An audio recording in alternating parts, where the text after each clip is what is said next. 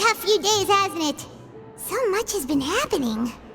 Paimon didn't think the meetings would go on for so long, but everyone seemed pretty fired up, huh? Paimon thought they'd be at least a little frightened. Well, Fremine was, now that Paimon thinks about it, but everyone else just looked a little surprised. Well, it's hard to say. Paimon doesn't have any experience with this sort of thing. But with you around, Paimon sure will do great. After all, you're the most reliable person in the world, aren't you? Did you just pour some tea? Paimon didn't notice you doing that at all. Then what's that? Paimon's never seen that cup before. Don't be frightened. I'm just joining you two for tea. I merely refrained from saying anything till now. Who's that voice? But there's no one here. Aw, have you forgotten me already? Wait, you are familiar. You're the voice we heard from the sky in Sumeru. The voice from the sky, I fear that description is wrong. Though, not completely wrong. You're feeling lost now, just as you were feeling previously. I sensed that confusion and thus came to you. Guiding people is an irresistible hobby of mine, after all. Consider me a passerby, just accepting a commission from my friend's disciple on a whim.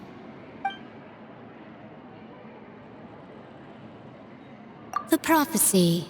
Yes, what has been prophesied will be fulfilled. You may view such things as the history of the future. What? Then is there any way we can stop it? I believe you have witnessed a failed attempt with your own eyes. Can everything in Teyvat so easily be changed? So you've caught on. Just as prophecies are usually only the future as seen from the perspectives of the gods, could things be happening in hidden corners where the gods' gaze does not fall? Are the things that you shall see different from the fate that the gods perceive?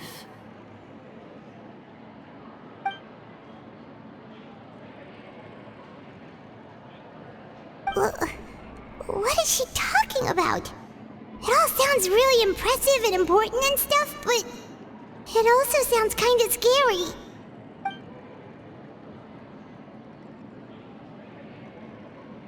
I believe that you understand, right?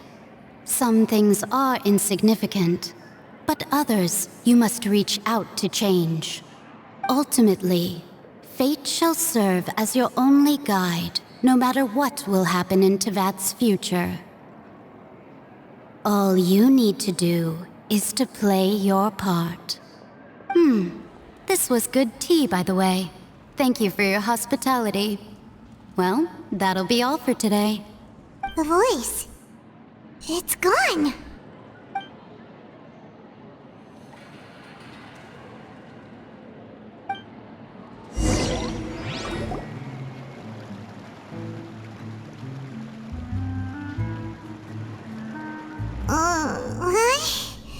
Paimon hears someone talking. All right, coming. Hey, it's you who's getting lazy, okay? Well, I see I've walked in on some lively banter. Luna! Fine, just fine. I went to take part in that Steambird panel. It turned out to be more interesting than I expected. Not all Fontanians are pessimistic about this. One journalist mentioned that sitting around and waiting for the end to come would be wrong, and that they should make their own rescue preparations. I agreed, so we had a brief chat with her. Did she have pink hair by any chance? Why, yes! It was Charlotte. You remember her, right? That daredevil journalist? I'm in full support of her view. Prophecies are very important, but how can people allow their lives to be commandeered by just a few words? That's right! Paimon's glad to hear something sensible for once. Yes. About what we had discussed before. I did try, but I'm afraid I couldn't reach the old hag. I'll try again tonight, but I wouldn't get your hopes up. Huh?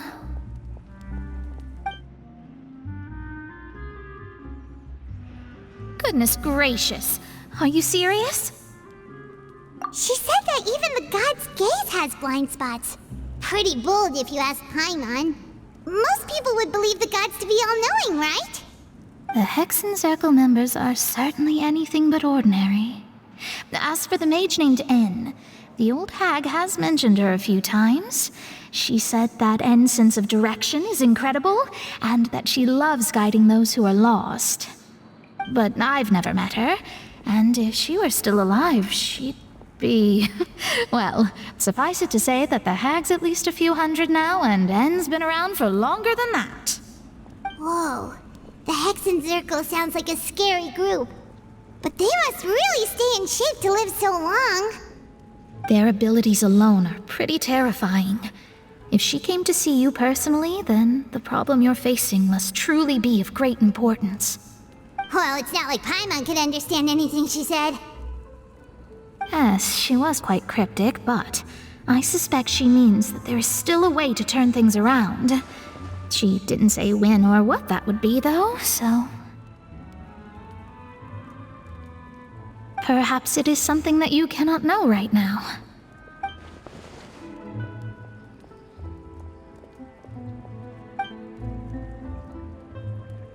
Traveler, Paimon, are you two all right? Oh, we're fine. We're just a little down right now. It kind of feels like the end is coming, you know? I see. I feel that same sense of desperation, too. I guess you could consider me someone who has often witnessed fate. So far as I have seen, it cannot be swayed. But even so, I still hope for, and believe in, miracles. Astrology is eternal and rational, but fate may not be. It is cruel, but it can also be beautiful. Perhaps that's what En was trying to tell you. Not to lose heart, and to believe that what you are seeing playing out before you is not yet set in stone. I did originally think of steering clear of all this, but I couldn't. Even if this is all futile, I still wish to help everyone. If we don't struggle to the last, then how can we face the end when it comes?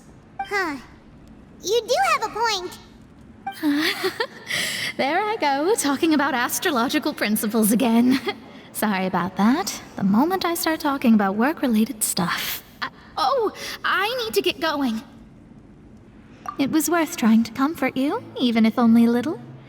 I believe that you'll help those who are struggling in the same way I did.